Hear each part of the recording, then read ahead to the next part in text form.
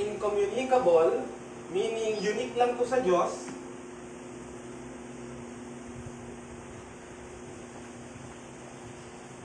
Bagamat yung kanyang mga communicable, unique lang din sa kanya. Bakit? Kasi siya lang yung nagtataglay ng perfection ng mga yon. Nagets nyo? Napapasa sa atin yung katangian, pero hindi maaaring maging kasing perfecto gaya ng sa kanya.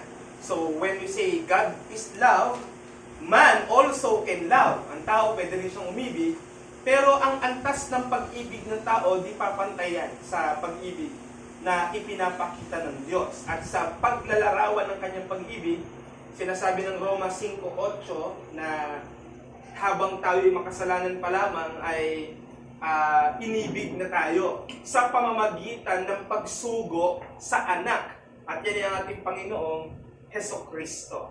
At sumunod is yung communicable. So ito yung mga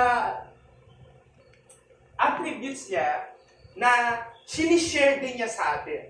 Kaya meron din tayo. Maawain, maibigin, patas, yan. Pero dahil sa kasalanan, hindi tayo kapareho ng Kanya. Pag may nagtanong, paano po nung hindi pa pumasok yung kasalanan, kapareho din po ba sa Kanya? Pwede maging tanong. So, pupunta tayo ngayong araw sa klase ng communicable na lalo nating inanarrow down. Yung tinatawag nating moral attributes. So, moral attributes,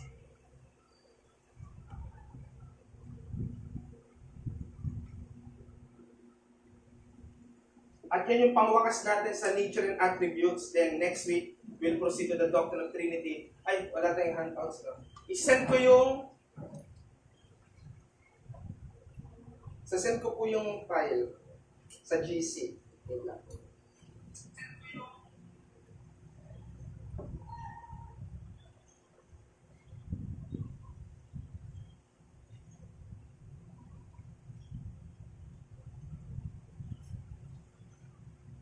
Set. So, pwede nyo pong i-open. Kung meron po kayong PDF file reader, yun po ang maganda. Pwede po kayo mag-download ng Adobe kasi maliligpit mode nyo. Ibig sabihin, lalaki yung letters niya. So, pwede nyo pong i-zoom. Kasi PDF yan. So, parang nakapapel yan na pinaliit. So, pwede nyo pong tingnan dyan. Alright. Para po sa ating pambungad na talata, buksan natin ang ating mga Bible sa Aklat ni Propeta Nahum. So, Kabanatang 1 at talata 7. Nahum chapter 1 verse 7, o sa English, Nahum chapter 1 verse 7. Ako po'y gagamit lamang ng Tagalog na para sa ating talakayan. Sa mga walang Bible, pwede po kayong makipag-share. Nahum, Kabanatang 1, talata 7. Si Yahweh ay mabuti, isang muog sa araw ng kaguluhan, at nakikilala niya ang mga nanganganlong sa Kanya. Sa ang Biblia 2001, ang Panginoon ay mabuti, isang muog sa araw ng kaguluhan, at Kanyang nakikilala yaong mga nanganganlong sa Kanya. Tayo manalangin. Kataas-taas ng Diyos, Ama ng aming Panginoong Hesukristo, nagkapasalamat po kami sa magandang araw na ipinagkaloob niyo sa amin, at dalangin ko ang Santo Espiritu ang magbigay ng liwanag sa aming pag-aaralan at mahantong ito sa pagpuri sa iyo sa lente ng kung paano nyo pinapakilala ang inyong sarili sa inyong salita, at ganun din maging kasangkapan po kami upang ang mga katotohanan na ito ay maibahagi din po namin sa iba, lalong sila na mga ibang pagkilala sa iyo. Sa inyo po namin binabalik ang mga pupunta pa. Salamat sa pangalan ni Jesus. Amen. So, moral attributes of God. O pag sinabi nating moral, yung pagiging sukatan ng tama at mali. So, moral. Pag sinabing moral, ay sukatan ng mabuti at masama. Na hindi natin kinakailangan na maglathala ng batas para yan ay malaman. Dinidikta yan ng konsensya kung ano ang tama at mali. Kaya habang ang tao lumalaki, lumalawak ang kaalaman, nalalaman niya ang mga bagay na masama gawin. Bagamat walang nagsasabi sa kanya na masama yan. Halimbawa, ang kunin mo ang bagay na hindi sa'yo, kahit walang nagsabi sa'yo na may batas tungkol dyan, alam mong mali yun. Yan ay nilalagay ng Diyos sa tao. Konsensya. At yan ang pamamaraan ng Diyos sa tao para ang tao mapigil ang kanyang pagiging makasalanan. That is why we do not believe in absolute depravity.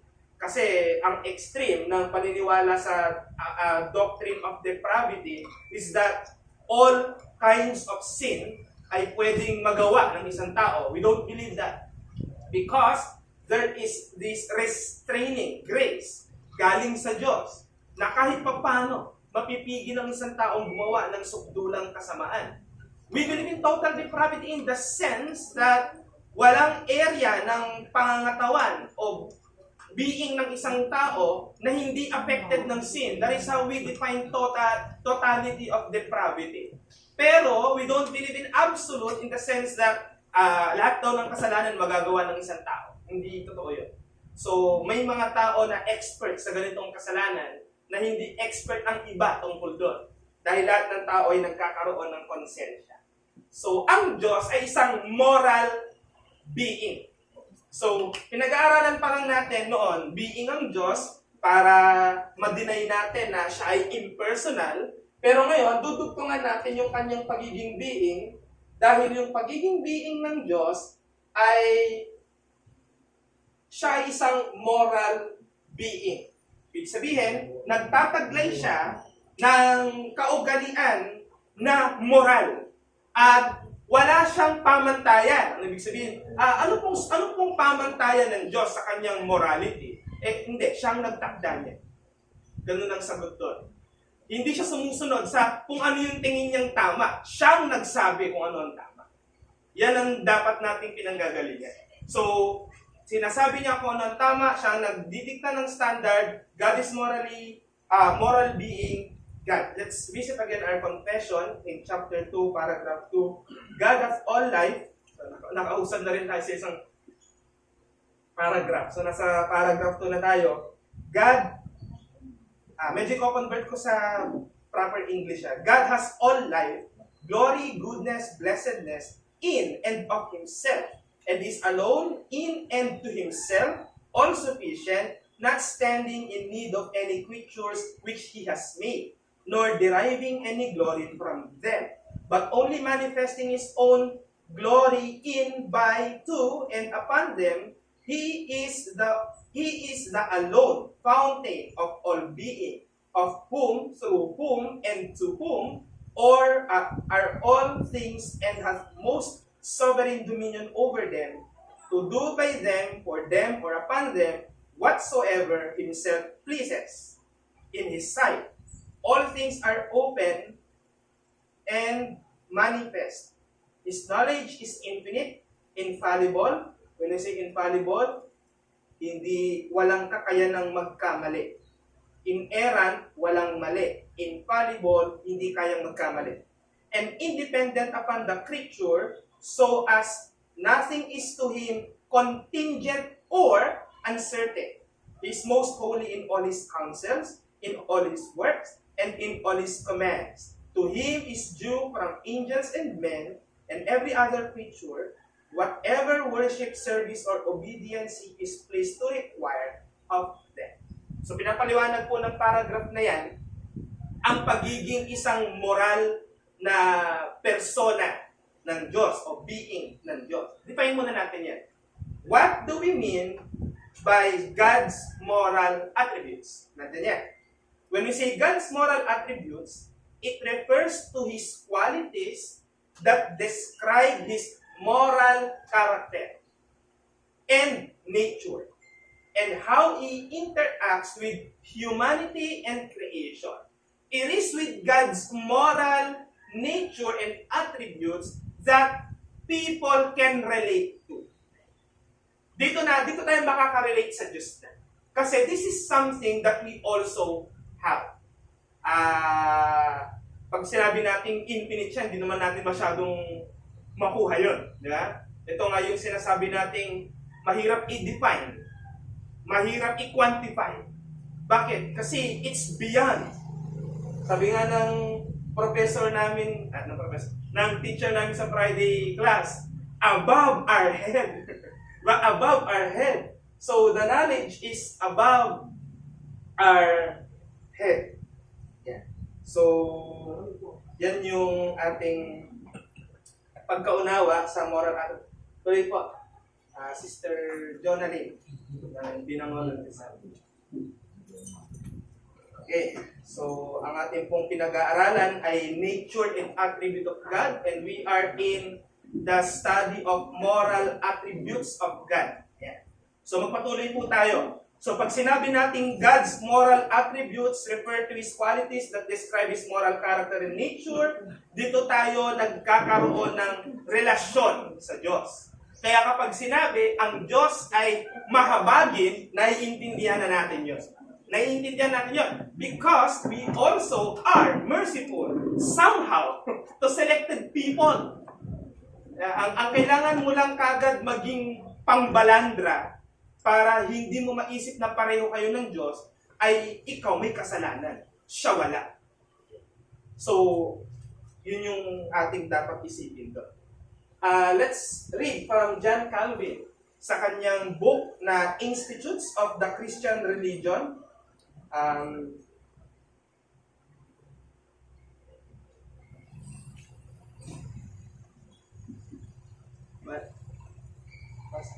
Pasin niyo sa kanila. Okay. Meron naman siya. Okay. So si John Calvin sa kanyang Institutes of the Christian Religion, Book 3, Chapter 2, and Section 2, sabi niya, wherever we turn our eyes, we are met with the contemplation of the divine goodness, and it is profaned by the blasphemy of those who attribute their salvation to themselves or to any other cause, rather than to the mercy of God alone. Kung tatanungin ko kayo, ang Diyos ba ay mabuti sa lahat? Ano ang sagot? Ang Diyos ba ay mabuti sa lahat? Marvin, ang Diyos ba mabuti sa lahat? Mabuti sa lahat. Mabuti sa akin, mabuti sa iyo. Mabuti sa iba't ibang sektor. Mabuti sa parehas, mabuti at masama. Yeah. Kahit sa Abu Sayyaf, mabuti ang Diyos. In some point. Hindi nyo madidispute yun. Talagang mabuti siya sa lahat. The Lord is good to all. Nakikinabang lahat sa kanyang kabutihan. Mamaya, malalaman natin anong klaseng kabutihan yung tinutukoy ko sa mga masasamang tao. Bakit pinapakitaan ng Diyos ng kabutihan yung mga masasamang tao? Diba? Pero ang sabi ni John Calvin dito, kahit saan daw natin itingin yung ating mga mata, makikita natin ang kabutihan ng Diyos. At tama yun. Tama yun. Ang puno, kahit hindi mo yung diligan, buhay yan. Nagpapadala ang Diyos ng ulan para yan ay madiligan. Yung mga native na mga manok, wala naman nagpapakain sa kanila, pero buhay. Nagkakaroon pa ng maraming mga sisiw. Ganyan gumagana ang kabutihan ng Diyos sa pamamagitan ng kanyang providence. Na lahat ay nag-ooperate in their nature, of course, because of God's will. Kaya mabuti ang Diyos sa lahat. Yan ang nag-e-explain ng goodness niya at ng pagiging moral ng ating Diyos. Pero God is not morally obligated. Ano ibig sabihin nun? Wala siyang obligasyon na magpakita ng kanyang morality sa atin. Kasi nature yan. Bakit ko sinasabi yun? Baka kasi isipin natin na dahil sa kondisyon nang siya ay morally perfect God, at dahil sa kagustuhan niyang mag-glorify, kaya niya pinapakita yon. Hindi yon. Kahit wala ka, ganun siya. Wag muna natin siyang i-relate sa usapin ng pagiging relational natin sa ating Panginoon. Ang point, God's moral attributes are what humans can relate to about God. Dito ka makaka-relate ngayon sa Diyos. Yan ang maganda. Dito, mas ma-appreciate natin sino ang Diyos. Hindi lang sa mga sinasabi na ang Diyos omnipotent, omnipresent, omniscient. Wala naman tayong dun eh. Kumbaga, may question yun sa atin eh. Ano ngayon sa akin yun? Diba? Pero sa moral attributes ng Diyos, dito natin mas ma-appreciate. At sana dalhin tayo nito sa mas malalim na pagsinta natin sa Diyos. Now, sa kanyang pagiging moral God, ano ang sentro ng lahat ng kanyang attributes? Ang sagot, holiness. So yan yung sinasabi ko sa inyo. So sa lahat ng kanyang attributes,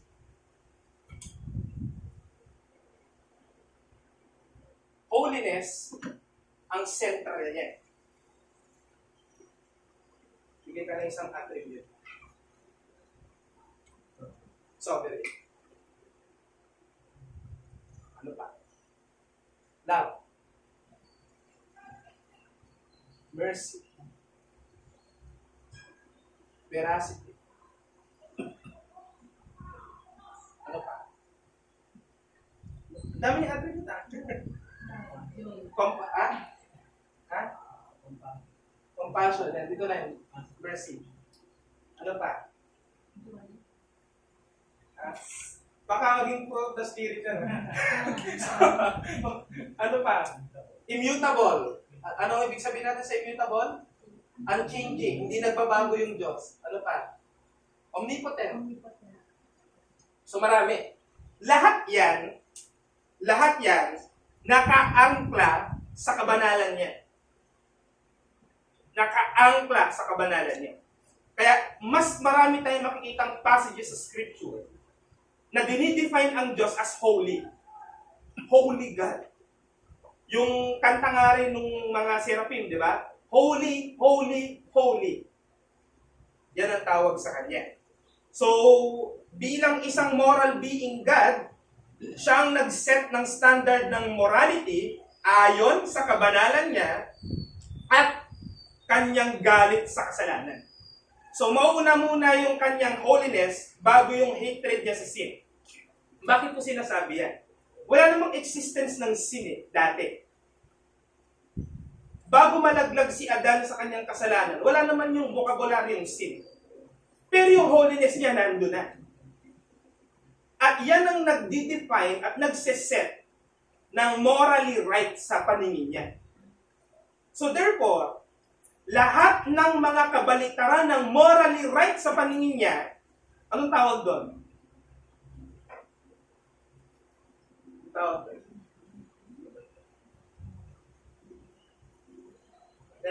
Abutin natin sungkitin natin. Alisin niyo muna yung existence ng sin. Wala pa yon. Bago si Adan nahulog sa kasalanan. Wala pa yung kasalanan. Pero yung standard niya ng moral, eternal yon. Eternal yon. Lahat ng attribute niya, eternal yan. Walang kasabay yan ng kanyang self-existence. Yan na siya, ever since. From eternity past to the eternity. Kaya lang naman tayo nagkaroon ng eternity past and eternity future kasi may humarang na redemptive history sa gitna. Pero kung tutusin, walang ganyan. Walang eternity past at walang eternity future kasi walang umaandar ng oras sa parehong yan. Same lang yan.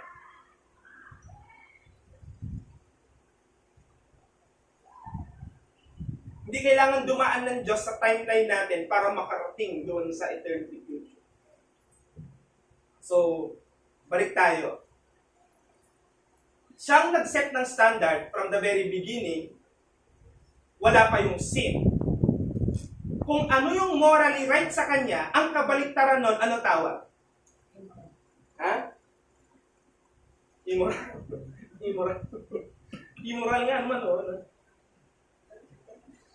bago niyo muna banggitin yung sin, kasi ang sin, ang definition niyan, yung action of transgressing, yung action ng pagsalangsang. Anything that is opposite to the moral standard of God is called evil. So evil, basta kabaliktaran ng kanyang moral attribute. Isaiah chapter 6 verse 3.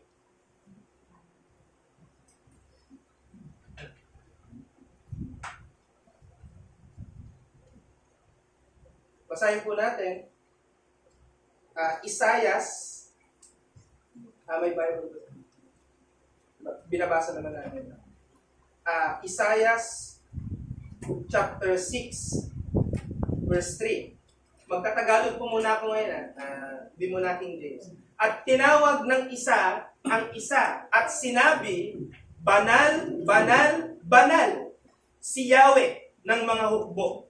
Ang buong lupa ay puno ng kanyang kalwalhatian. Paano dinidefine ang Panginoon? Banal. Banal, banal, banal. So, Trinity po siya. Hindi yan yan. Huwag nyo gagamitin yan for Trinity. Walang sinasabi dyan. Pero, marirealize yan sa New Testament. Ganun dapat.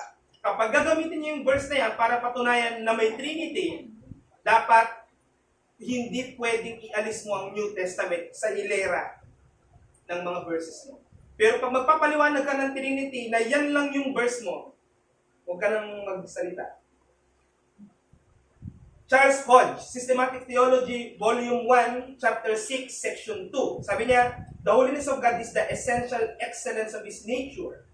It is that which renders Him worthy of Himself and which gives to all His attributes their moral character.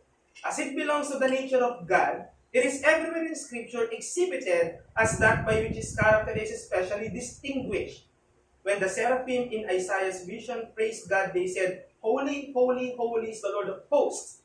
The whole earth is full of His glory. This threefold ascription of holiness to God is frequently repeated in the Scriptures. In Him, there is no sin,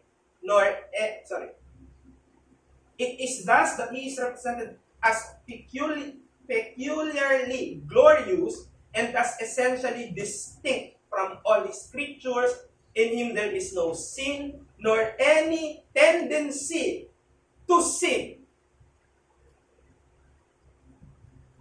I-correct natin. Hindi lang basta wala siyang kasalanan, kundi wala rin siyang tendency to sin. Yan ang Diyos.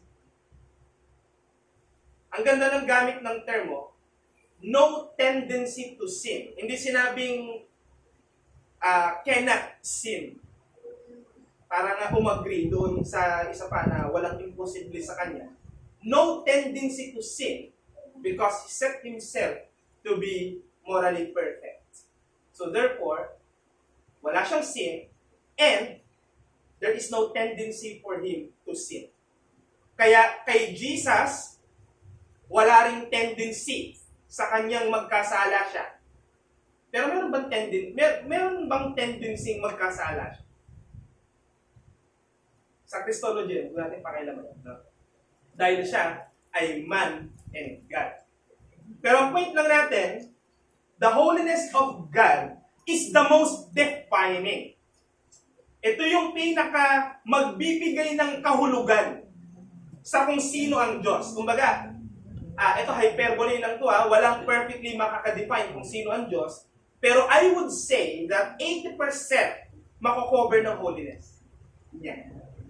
Kung naiintindihan natin ng tama, what it means to be holy pagdating sa Diyos.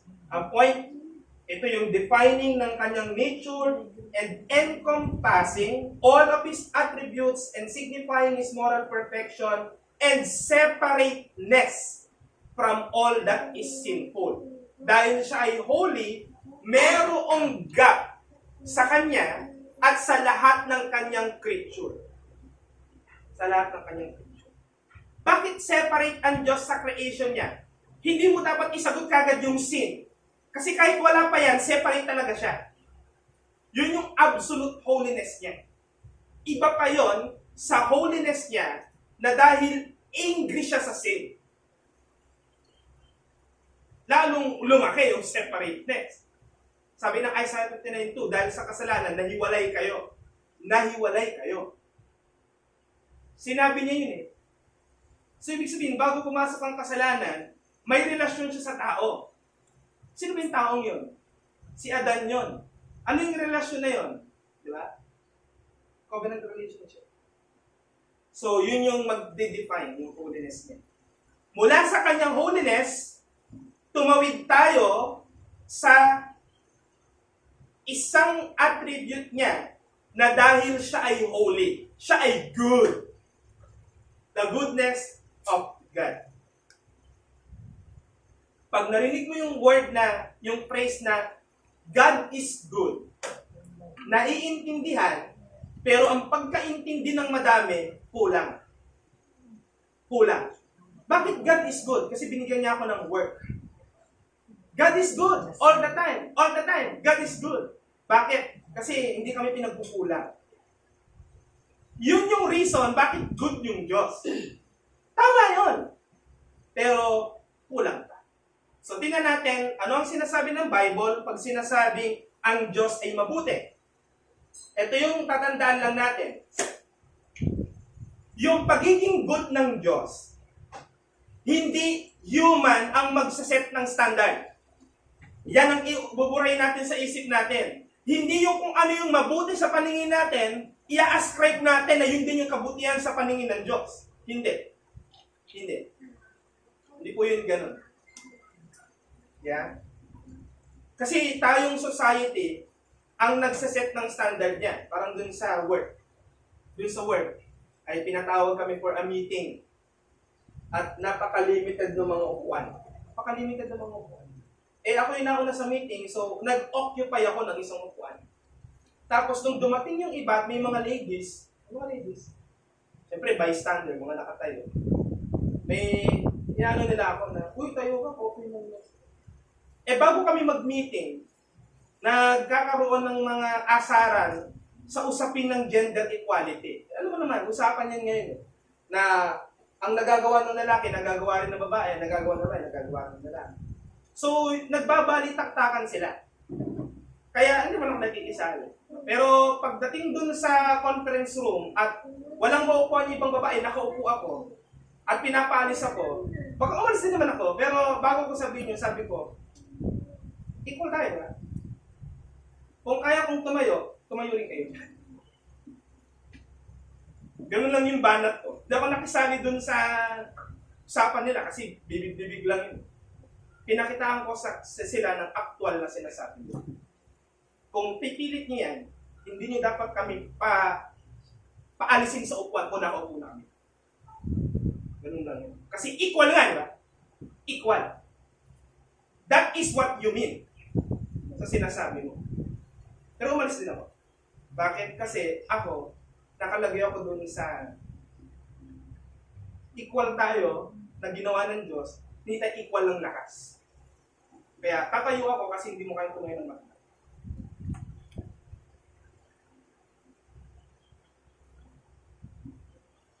Hindi sa ganung paraan madidefine ang goodness ng Diyos, kundi sa kung ano ang sinet niyang standard na nakasulat sa Scriptures. Can we trust our conscience? That's the question.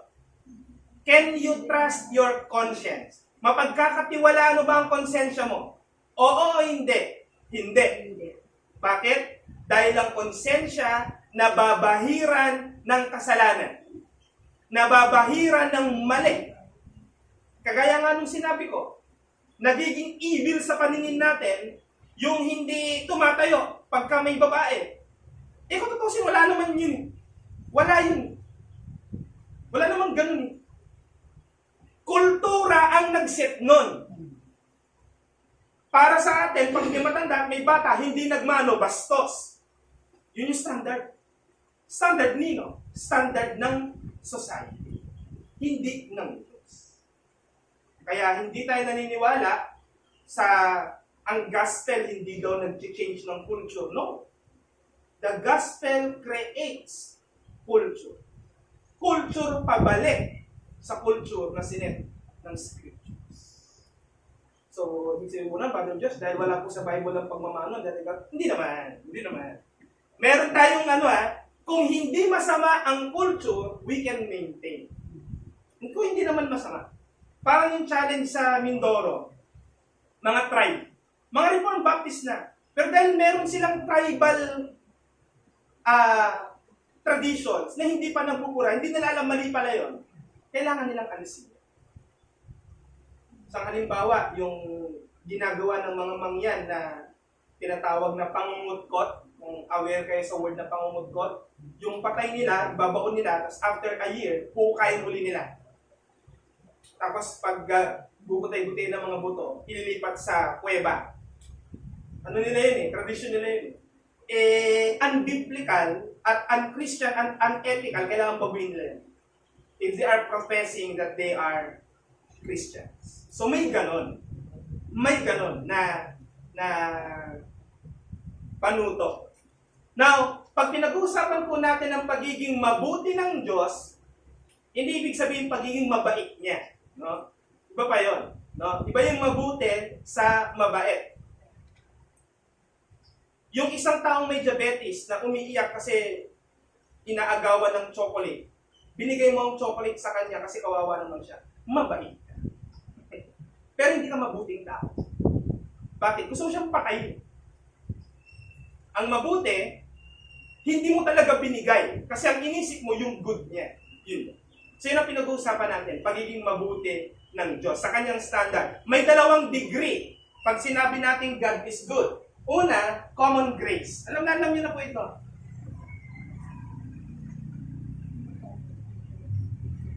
Ano po ang ibig sabihin ng common grace? God, that is God's benevolent and providential care na nag-e-extend sa lahat ng creatures regardless sa kanilang spiritual state at relationship sa Diyos. Ang ganda po niyan. Ang ganda niyan. Nakakalungkot lang, may mga kapatid tayong reform na dinideny ang common grace. Meron yan. Sino po sila? Yung Protestant Reformed Churches, yung PRC na tinatawag. Mga Dutch Reform na galing sa CRC, yung tinatawag na Christian Reformed Church. Meron tayong kapatiran taga dyan sa Antipolo. Talagang nuknukan mag-deny ng common grace. Ang Diyos daw mabuti lang sa mga elect. Nakakalungkot naman. Na ganun yung kanilang view. At para sa kanila, wala tong benevolence ng Diyos. Sabihin, ang kabutihan niya talagang sa mga elect lang. Di tayo naniniwala. Sabi nila, bago lang daw yung katuwang common grace. Sinayt ko si Calvin kanina. Common grace yung sinasabi ni Calvin dun Wherever we turn our eyes, we see the goodness of God. Common grace yun. Diba? Hindi naman sinabi ni Calvin dun, wherever we turn our eyes upon the elect people of God, we see God's goodness. Minsan pag elect mong kaharap ko, parang magiging masama ko Diba? So hindi yan tama. Hindi tama yung ganong pangunawa. Merong common grace ang Diyos. Totoo yan. Meron po yan. Regardless sa spiritual state. Malinaw ang sabi ng mga awit, 145:9. The Lord is good to all. Yan. Ang linaw Ang Diyos, si Yahweh ay mabuti sa lahat. He has compassion on all He has made. Pero take note, merong parameter. Anong level ng compassion meron siya sa hindi elect? Yung relationship na creator at creation. Creator at creation. Yun lang yun. Kasi ginawa kita. At nung ginawa kita, you are good. Tinawag ng Diyos na good. Di ba sa Genesis 1 and 2? Good. Yun. Minemaintain niya. At meron pa nga tayong turo na kaya rin siya mabuti sa hindi mabuti para rin sa kabutihan ng mga elect. May ganun. So, for the benefit din ng kanyang elect people. So, another verse is Romans chapter 2, verse 4. Or do you show contempt for the riches of His kindness, forbearance, and patience, not realizing that God's kindness goodness is intended to lead you to repentance. Alam mo ang sinasabi dito ni Paul, ini-specify niya yung mga taong masama. Sabi ng ni Paul sa mga taong masama, nagpapakabuti yung Diyos sa inyo. Nagpapakabuti. Kasama ng kanyang pagpapabuti ay yung pagtitimpi niyang huwag magalit. Yun yung forbearance. Hindi nyo ba alam, sabi ni Apostol Pablo, hindi nyo ba alam na mabuti ang Diyos, mayaman siya, at nagtitimpi? Ang termino dyan, ang mas malalim, mapagpahinuhod na Diyos. Alam niyo yun? Na kumakagat na siya sa ngipin niya sa galit, pero pinapakita pa rin niyang maging mabuti. At ano yung purpose ng kanyang kabutihan? Para kayo'y magsisi. Kaya pwede pala natin gamitin yung common grace sa gospel. Evangelism. Alam mo bang mabuti ang Diyos sa'yo? Kahit ikaw ay hinatulan ng makasalanan at tiyak ang hatol sa'yo na dadaling ka sa kapahamakan, ngunit nagpapasensya ang Diyos sa'yo at sa akin. Dagdag mo yung sarili mo para hindi masyadong mabigat para sa kanya. Pero nagpapasensya ang Diyos sa'yo at sa akin. Para saan? Naghihintay na ikay magsisi at tanggapin ang kalubusan ng kanyang kabutihan. Yung kabutihan nararanasan mo na ang ganda-ganda na, kulang pa yan sa maibibigay ng Diyos sa'yo kung ikaw ay mananampalataya kay Kristo. Ganyan mag-evangelize. Hindi yung mahal ka ng Diyos. Ha? Yun na yung tracks. Basahin mo to. Pag-pray mo yan, save ka na. Mali po yung pamamaraan niya. Bagamat ginagamit din ng Diyos, pero mas delikado siya. Ang common grace po ng Diyos, ito yung panuto, not saving. So, yung God's common grace,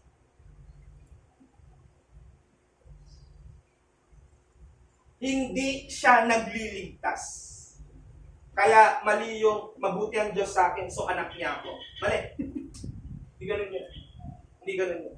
Bakit? Kasi mabuti siya sa lahat. Sige nga, ang ulan ba, blessing? Opo, blessing yan. Pag umulan ba dito, itong church lang natin yung mauulanan, yung kabila, hindi. Bakit? Kasi hindi sila elected. Hindi, diba?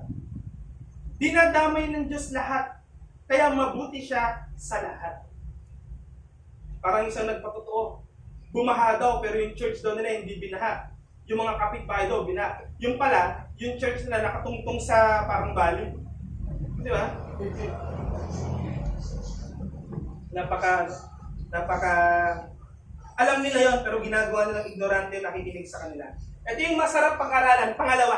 Pangalawang degree ng pagiging mabuti ng Diyos is special grace. Special grace.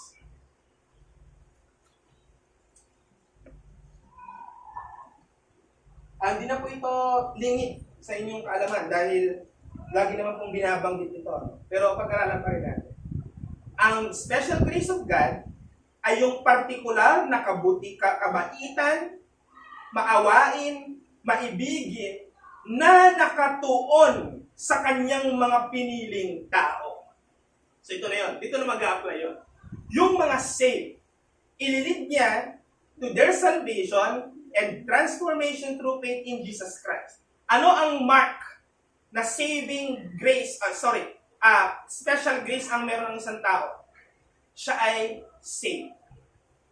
Nanampalataya sa Panginoong Jesucristo. Sa mas malalim sa theology, tawag natin dyan, elect. Or chosen people of God. Meron ka nito kung ikaw ay nananampalataya sa ating Panginoong Jesucristo. Meron kang kabutihan ng Diyos na hindi niya na ipakikita sa lahat. Alin yon? Yung ikaw ay pinalagpas niya sa kanyang galit. Saan ka ba ililigtas ng Diyos? Yan ang hindi masasagot ng mga one save, always save lang yung alam. Pag nag-evangelize, magtulong ka pa kay Kristo para hindi ka mapunta sa impyerno. Hanggang yun lang. Hanggang dun lang. Tapos pag sinabi mong, kahit anong mangyari sa'yo, dediretso ka sa langit, hindi nila alam na hindi lang yun ang pangako ng Ebanghelyo. Hindi nila alam na hindi mo kailangan pumunta sa langit para maranasan mo kung paano magiging mabuti ang Diyos. Kasi ngayon pa lang meron na yan. Ang tawag dyan, oh what a foretaste of glory divine. Alam mo yun, pinatikim sa'yo. Sige, pero there's more. Kung kami kumain sa Japanese restaurant, hindi binibigay lahat. Pa isa-isa. Ito muna. Pag naubos, kukunin nila yung plato, ito naman. Hanggang sa makikita mo, palaki na ng palaki yung binibigay sa'yo. Pabigat ng pabigat. Ganyan ang pagbubuhos ng Diyos ng kanyang mga biyaya. Hindi lump sum. Hindi siya lump sum. Isang bagsak. Mamaya mabigat yun, mamatay ko pa. Kaya installment, iniisa-isa niya. At mas maganda yon dahil alam natin na tayong mga tao, ginagamit natin ang grace ng Diyos sa dalawang bagay. We use it or we abuse it. Yan ang ginagawa natin sa grace of God. It's either we use it for God's glory or we abuse it for our pleasure. Nung ang grasya galing pa sa kamay ng Diyos, walang kapintasan. Nung pinahawak sa'yo, dumumi. Yan ang sabi ng Ecclesiastes 3:11. Everything that God has created were good. Pero nung nasa atin na, ano na nangyari? Ang pinaka-nakakatawang term ng kanto, nilaspag mo ang grasya. Nilamog mo yung grasya. Bumagsak yung mangga, tapos lalo pang... Kaya pagbukas mo, para na siyang shake. Durog-durog na. Ganyan ang ginagawa natin sa grasya ng Diyos. Pero napipigilan ba ang Diyos sa pagiging mabait? Hindi pa din. Yan ang kagandahan na meron kang special grace. Meron ka bang ginawa para makuha yung special grace? Yun na nga ang problema eh. Wala. Ibig sabihin, mas okay ka sa paningin ng Diyos kaysa sa iba. Hindi din. Baka nga mas worse pa ako sa hindi elect. Lahat ng gagaling sa Diyos. Anong sabi ni Agustin? Na in-echo din ni Jonathan Edwards. Everything that is good in me is due to God. And the rest is my fault. Another verse. Verse for that. Tito 3:4-5. But when the kindness and love of God our Savior appeared, He saved us. Yeah. Not because of our righteous things we had done, but because of His mercy, He saved us through the washing of regeneration and renewal of the Holy Ghost. Bakit ka daw niya niligtas? Ang ganda nung sagot. Hindi niya sinagot kagad kung bakit. Sinagot niya sa hindi tamang dahilan. Bakit ka niligtas? Hindi dahil may nakita siyang katwiran sa'yo, kundi dahil sa kanyang awa. Kaya bukod sa saved by grace, saved through faith, I am saved by the mercies of God. Huwag niyo rin kakalimutan. Mercy and grace. Mercy and grace. Dalawa yan. Para huwag makalimutan, pag nag-anak ka ng dalawa, mercy ang isa, grace yung isa. Para pag tinawag mong pareho kahit merciless yung ginagawa at disgrace ang ginagawa, pag tinawag mo, maalala mo pa rin. Maging mabuti ako. Romans 5:8. But God shows His love for us in that whilst we were yet sinners, Christ died for us.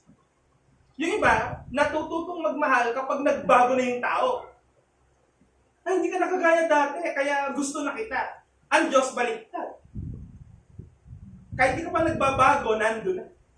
Kaya ngayon sabi rito, He displayed His love in the manner that while we are sinning, yun yung tama dyan, Christ died for us. Nandun na yun. Ang tawag natin doon, foreknowledge.